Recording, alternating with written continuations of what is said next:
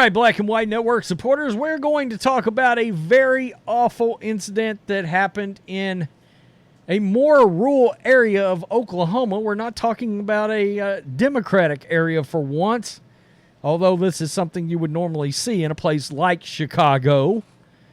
And I wanted to do this video for a couple of reasons. Number one, it needs as much publicity as it can get, much attention as it can get, because I noticed the mainstream media is not really wanting to touch this one with a 1,000-foot pole. Well, it doesn't fit their narrative. It's a little white boy that's been shot by a black guy. All right? Now, if this was flipped around, we would have Al Sharpton marching his ass up and down a street somewhere talking about a hate crime.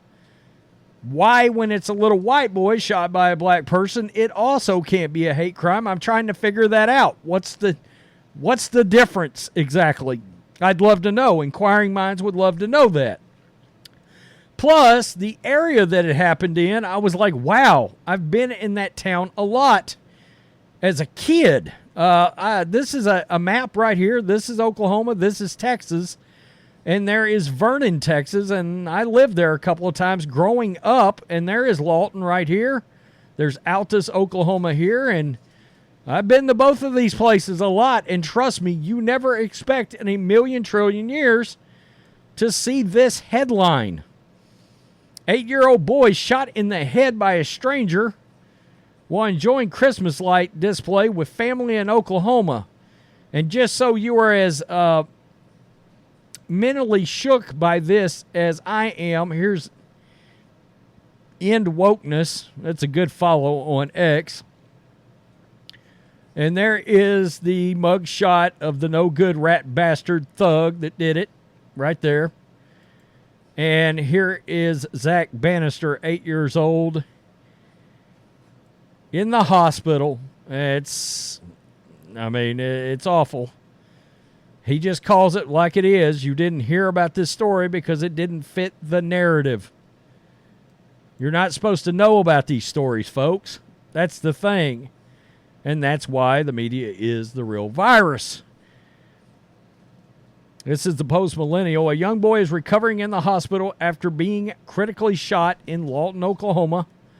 Zachariah Bannister, who had just celebrated his 8th birthday, was sitting in the back seat of his mother's vehicle enjoying a Christmas light display with his family when a bullet struck him in the head.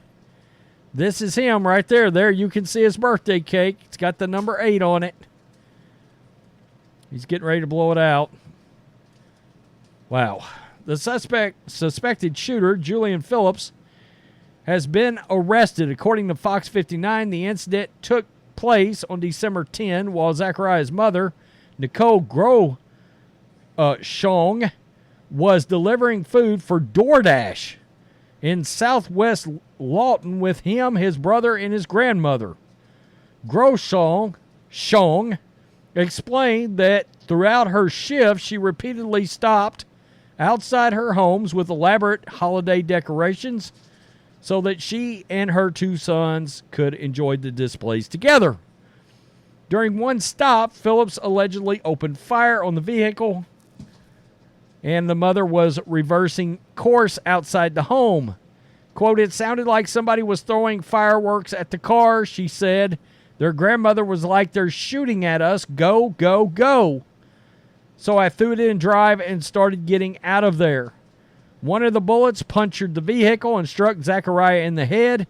His brother was the first to notice that he was bleeding and informed their mother. His little head started falling all over his shoulders." Jesus. God, that's awful. Wow. His little head started falling all over his shoulders. She said, adding that his brother kept saying, "You can't go to sleep. You can't go to sleep." Groshong sprung into action, driving Zachariah to the nearby children's hospital where he was treated for a fractured skull and brain bleeding, which has since stopped. She said that after days of recovery, quote, "he can move his arms pretty well, but he gets tired easily. His long road to recovery is expected to involve extensive physical therapy." I'm sure. According to KSWO, Phillips was subsequently charged with shooting with the intent to kill, a felony offense. He has since admitted to the shooting, explaining that someone allegedly threatened his girlfriend while driving past his home earlier that evening. And I saw something else on this right here.